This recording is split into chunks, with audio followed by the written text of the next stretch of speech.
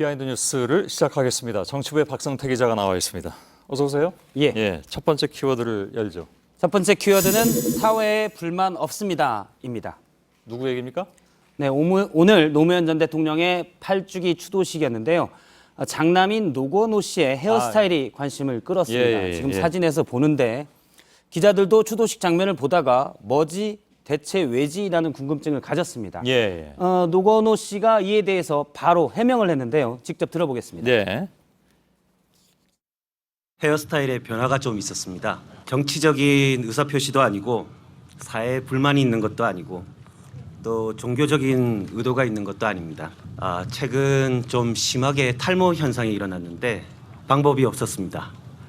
본의 아니게 속살을 보여드리게 됐습니다.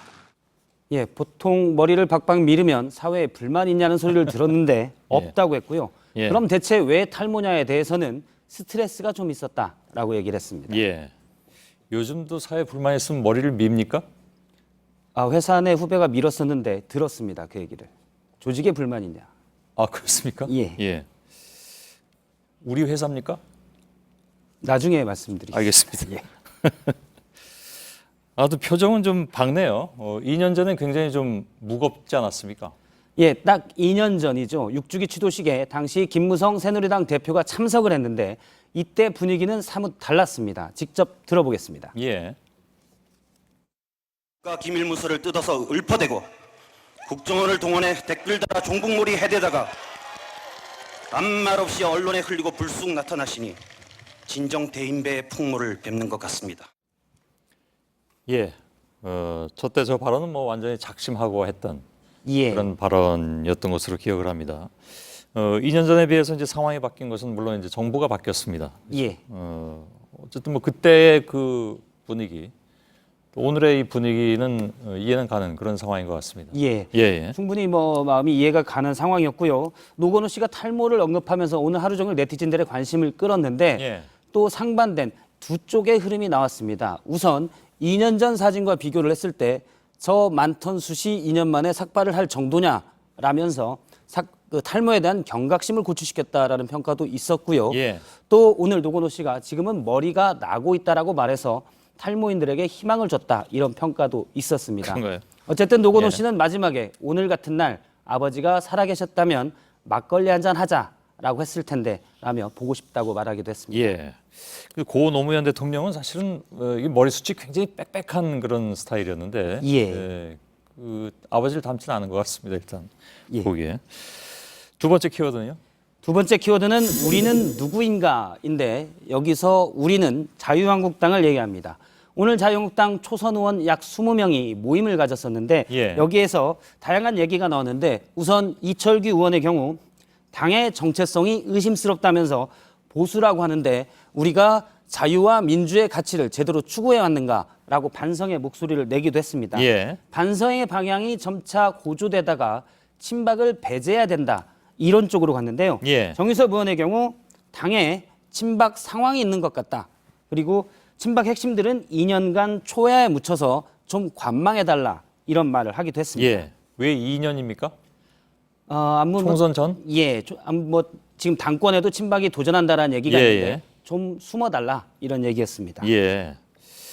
그 자유한국당의 초선 의원들이 꽤 많습니다, 사실은.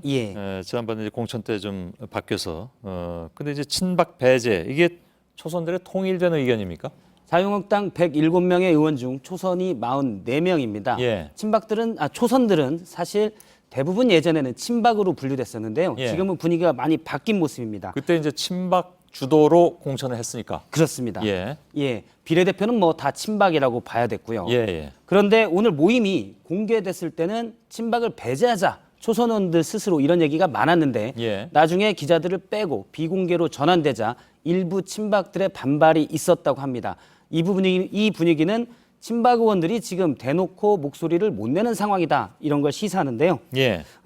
최근에 자유한국당 분위기는 친박 의원들이 이제 친박의 개판은 없다. 또는 나는 친박이 아니다. 이런 말을 자주 하고 있다고 합니다. 자, 마지막 키워드를 보죠. 마지막 키워드는 우리는 어디로 가야 하나입니다. 여기에서 우리는 국민의당인데요. 얼마 전에 김동철 원내대표가 국민의당이 바른정당과 통합해야 된다. 이런 얘기를 꺼냈다가 바로 그랬죠. 당내에서 반발을 사기도 했습니다. 예. 오늘 박지원 전 대표도 같은 얘기를 했는데요. 그러니까 반대를 했었는데요. 직접 먼저 들어보겠습니다. 예. 박근혜 대통령 탄핵에 기여한 바는 있지만은 정체성이 다르기 때문에 우리는 통합을 할 수 없다. 네, 그런데 이번에는 민주당과의 통합 얘기가 나왔습니다. 예. 최근에 정대철 고문 그리고 권노갑 고문 이른바 동교동계 원로들이 민주당의 김민석 전 의원을 만났습니다. 내용은 협치를 주로 얘기했다고 하는데 사실 통합까지 나가는 것 아니냐 이런 정치권의 해석이 있습니다. 예. 근데 지금 뭐 통합, 합당 뭐 이런 것들이 가능할까요? 예. 아직은 불가능할 것으로 보이는데요. 제가 정대철 고문에게 들어오기 전에 물어봤는데 예. 당시에 협치만 얘기했다. 하지만 문재인 대통령 그리고 추미애 대표가 하는 바에 따라서 통합이 가능할 수도 있다라고 했습니다. 예. 가능성을 시사를 했고요. 그런데 지금 국민의당 입장에서는 바른정당 쪽으로 또 민주당 쪽으로 합당할 쪽이 양쪽 길이 열려 있지만 사실 혹시 나눠지는 건 아니죠? 그런 분위기는 현재까지는 아닌데 예. 당내에서는 양쪽을 선호하는 의견은 나뉘어져 있습니다. 예, 예. 그런데 어떻게 보면 홀로 서기가 어려운 당 상황을 반영하는 것이다. 이렇게 볼 수 있습니다. 예. 안철수 전 대표, 그러니까 전 후보의 입장이 좀 궁금해지는데 혹시 뭐 통화라든가 그런 건 못 해봤습니까? 예, 오늘 전에는 못 해봤고요. 예. 최근에는 이제 자강론을 계속 얘기를 해왔습니다. 예, 알겠습니다. 박성태 기자였습니다.